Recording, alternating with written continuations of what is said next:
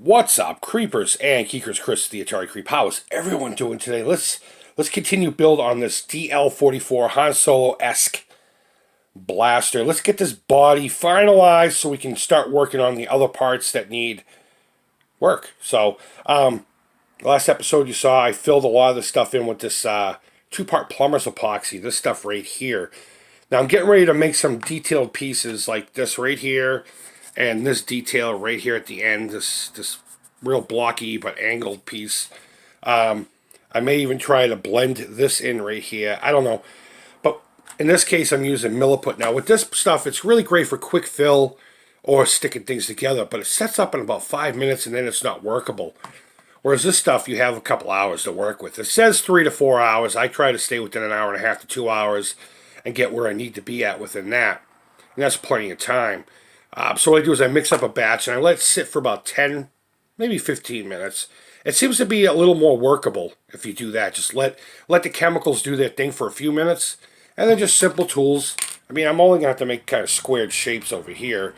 Same with over here. It's not going to be a big deal. And then on the other side of the grip, there's that screw holding the battery cover. And then like a little divot here on the other side that I'm going to have to fill. That won't take long. In about 4 to 5 hours, it'll be sandable. So let me get to working on those parts right there because I want to get this body done. I want it 100% ready to go so we can get the other parts on there and start slapping some fucking paint on this thing. It's about damn time, right? There's one other thing I may or may not do. There's a detail piece up here that was brought to my attention. But we'll get to that when we get to it. Alright, so I got a lot of the putty work done. It looks a mess now, but once I sand it, it'll be good to go and it will all blend. I overlapped on purpose in a lot of spots. I didn't go too fine into the details on this, and there is going to still be a little bit of fill to do here and there. But for the most part, I'm happy with that. I also filled that in. So I got a whole bunch of putty left over. I figure, what the heck, while that's curing, why not try to tackle this? Now, this might be a little premature, and I might hate myself tomorrow for doing this, but we'll figure it out.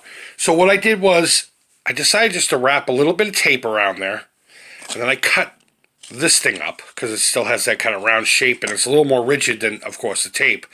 And I put that on there. I don't know if you can see it, but there's a little bit of it hanging out right here. And then I tightly wrapped tape around that to form kind of a wall. So what I'm going to do is I'm going to take some of this putty that's left over that's still workable. I'm probably going to knead it into a thin patch.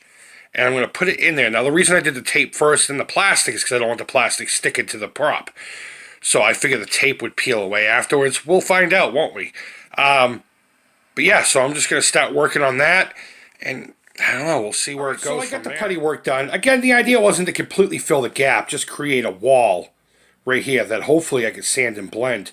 I was actually pushing the putty as hard as I can against the wall while holding it. So hopefully there will be a seamless blend there and I can just sand it and we'll be good to go. There's still this piece of the gap, which I'm not worried about. Once I affix it to the weapon itself, then I can worry about just filling that in real quick. Maybe even with just this 5 minutes stuff. So, I guess now it's just a matter of waiting for everything to dry, cure up, sand, and I think this will be the next piece we work on. I was going to originally work on the scope, but I think it makes more sense to work on this bad boy.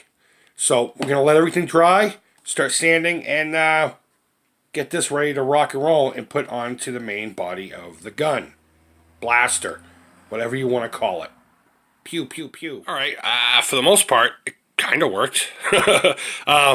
Just a little bit of spot filling, no big deal.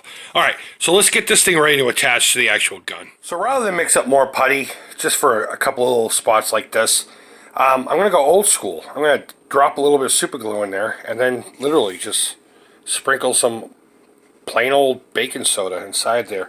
What will happen is it'll crystallize and solidify almost instantly. Like I said, this is old school modeling filler.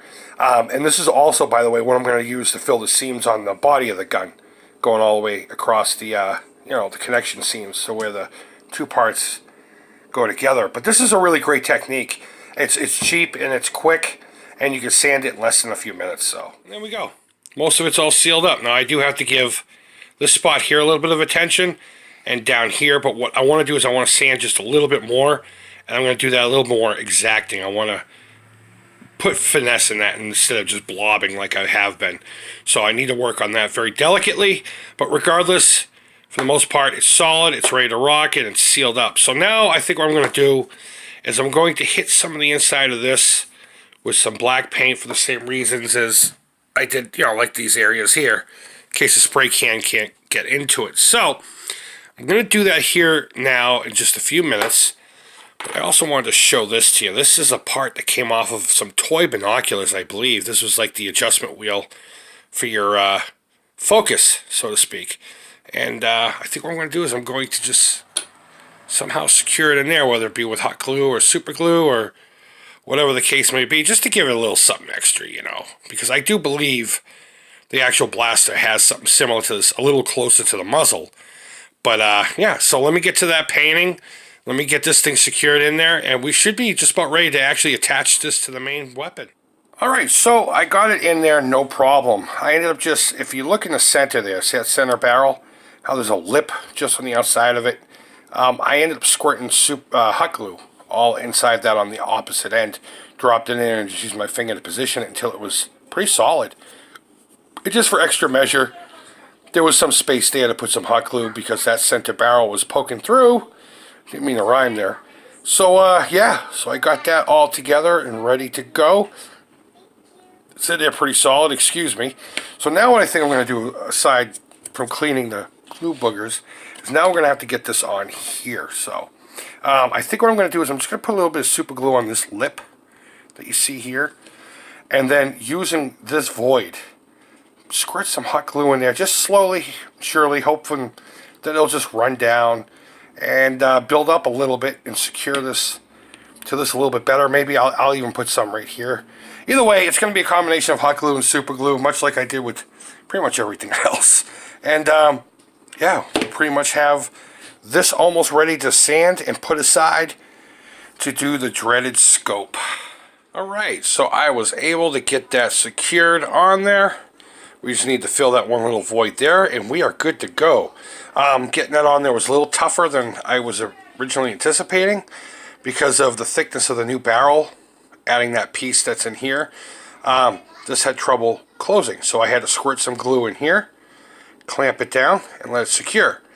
Then I put this on there. Then I squirted a little bit of hot glue in that void there, but then I got the crazy idea to put some down the center of that barrel. Obviously there's some cleanup to do, but I just slow and steadily squirted some down in there, and now this whole section here is nothing but hot glue. This thing's starting to get really heavy. So now that's all that's left to do on the body. It's just a lot of cleanup and paint prep. And that's really all there is to it. It's in a real messy stage right now, very messy. But what I'll do is I'll do a lot of sanding and get that ready to rock and roll. And then the most dreaded part of the whole build, this right here. I need to finagle some way to get most of this secure and solid. And I do want to make this look more legit. I have a really cool idea for down here, but we'll save that for the next video. So guys, I hope you learned a few things in this video. I hope it was a little entertaining. I don't feel like a lot was done, but I spent the whole day doing it. So guys, that's it. Go ahead and leave feedback. Thumbs up, thumbs down. All feedback to the Creep is positive. And hope you're doing well. Hope you had a great weekend. Until next time, take care. Creep it real. And bye-bye.